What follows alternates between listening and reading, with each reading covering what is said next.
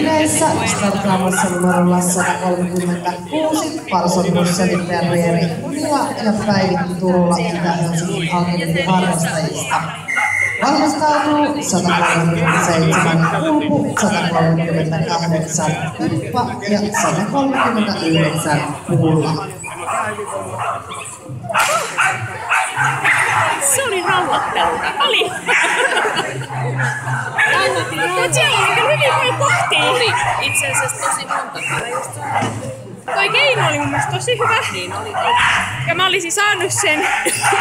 Just mä niinku koitin, että mä saisin